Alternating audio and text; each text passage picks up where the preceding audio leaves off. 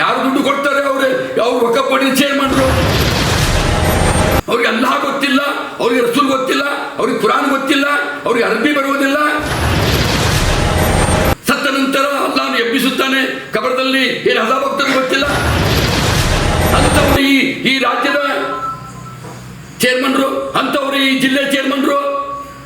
ಏನ್ ನಡೀತಾ ಇದೆ ಕರ್ನಾಟಕ ರಾಜ್ಯದಲ್ಲಿ? ಈ ವಕಫ್ ಬೋರ್ಡಿನ ವಿಚಾರಗಳನ್ನ, ಈ ವಕಫ್ ಬೋರ್ಡಿನ ನಿರ್ಣಯಗಳನ್ನ ಈ ಉಸ್ಮಾನ್ ಖಂಡಿತವಾಗಿ ವಿರೋಧಿಸುತ್ತಾನೆ.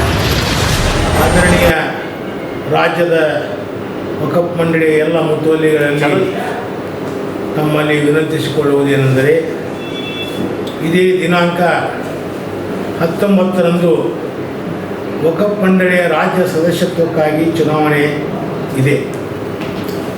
ಈ ಚುನಾವಣೆಯಲ್ಲಿ ನಮ್ಮ ರಾಜ್ಯದ ಅಲ್ಪಸಂಖ್ಯಾತ ಕಲ್ಯಾಣ ಸಚಿವರಾದ ಹಾಗೂ ವಕಫ್ ಸಚಿವರಾದಂಥ BJ ಜಮೀರ್ ಅಹ್ಮದ್ ಮಂತ್ರಿಗಳು ಇಬ್ಬರು ಅಭ್ಯರ್ಥಿಗಳನ್ನು ಕಣಕ್ಕೆ ಇಳಿಸಿದ್ದಾರೆ.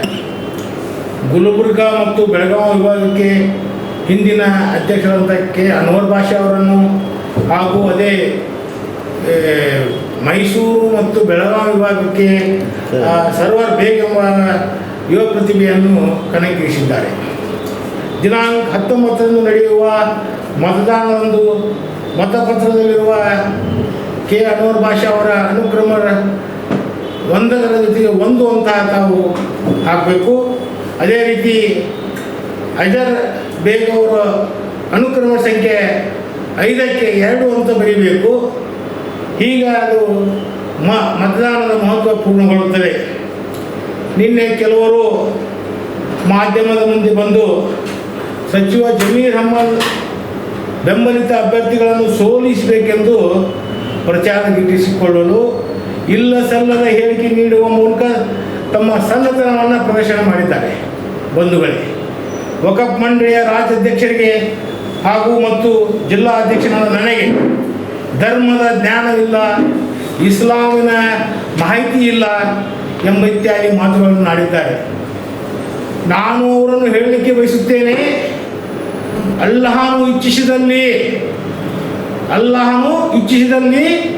ನನಗೆ 600 ವಕಫ್ 33 ಸಂಸ್ಥೆಗಳ ಮೇಲೆ ಜಿಲ್ಲಾ ವಕಫ್ ಮಂಡಳಿ ಅಧ್ಯಕ್ಷನಾಗಿ, ಅಂದರೆ ಇಜ್ಜತ್ ಕೊಡವ, ಮರ್ಯಾದೆ ಕೊಡವ, ಒಂದು ಇಜ್ಜು ಮಂತುಸ ಮತ್ತು ಜುಲ್ಲು ಮಂತುಸ, ಜಿಲ್ಲದ್ದೇನೇವಲ್ಲ ಅಲ್ಲ.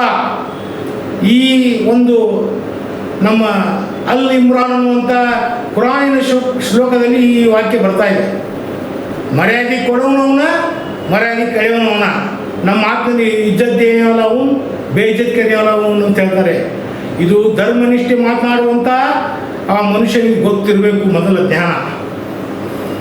ಹೀಗಾಗಿ ಅಲ್ಲಾಹ ಮನಸ್ಸು ಮಾಡಿದವನಿಗೆ ಗೌರವ ನೀಡುತ್ತಾನೆ, ಅಲ್ಲಾಹ ಅವನು ಇಚ್ಛಿಸಿದರೆ ಅಪಮಾನ ಅವಗೌರವ ಮಾಡುತ್ತಾನೆ. ವಕಫ್ ಆಸ್ತಿಗಳ ಬಗ್ಗೆ ಬಹಳ ಮಾತನಾಡುವ ಅವಶ್ಯಕತೆ ಅವರಿಗಿಲ್ಲ. ಅವರಿಗೆ ನೈತಿಕ ಹಕ್ಕಿಲ್ಲ. ವಕಫ್ ನೀತಿಯಿಂದ ಕಲಿಯುವ ಅವಶ್ಯಕತೆ, ಅವರು ಪಾಠ ಕಲಿಯುವಂಥ ಅವಶ್ಯಕತೆ ನಮಗಿಲ್ಲ.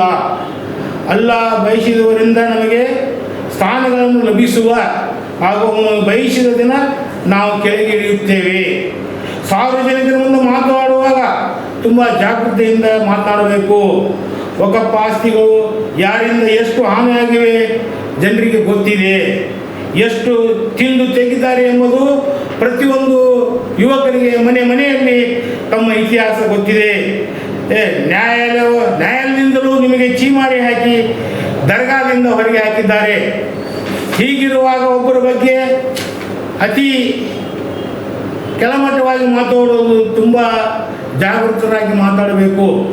ಮತದಾನ ಯಾರಿಗೆ ಮಾಡಬೇಕು, ಯಾರಿಂದ ಇವರು ಕಲಿಸಬೇಕಾಗಿಲ್ಲ.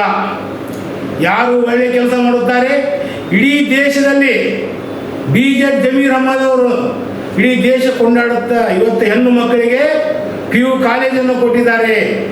ಬಡ ರೋಗಿಗಳಿಗೆ ಆಂಬ್ಯುಲೆನ್ಸನ್ನು ವಿತರಣೆ ಮಾಡಿದ್ದಾರೆ. ಅದೇ ರೀತಿ ಸೇವಾ ಪಟ್ಟಿಗೆಯನ್ನು ಕೊಟ್ಟಿದ್ದಾರೆ. BJ ಜಮೀರ್ ಅಹ್ಮದ್ ಅವರ ವ್ಯಕ್ತಿತ್ವನೇ ಬೇರೆ, ಆ ವ್ಯಕ್ತಿಯ ವ್ಯಕ್ತಿತ್ವನೇ ಬೇರೆ. ಮಾತನಾಡುವುದು ಬಹಳ ಸುಲಭ, ಆದರೆ ಜನರು ಈಗಿನ ಕಾಲದಲ್ಲಿ ನಂಬಬೇಕಾದ್ರೆ ಬಹಳ ಕಠಿಣ ಇದೆ. ಮಾತು ಮಾಡಿದರೆ ಧರ್ಮ, ಎಲ್ಲ ಧರ್ಮದ ಗ್ರಂಥಗಳು ಇವ್ರ ಮನೆಯಲ್ಲೇ ಪ್ರಿಂಟ್ ಆಗುವಂತೆ ಮಾತಾಡ್ತಾರೆ.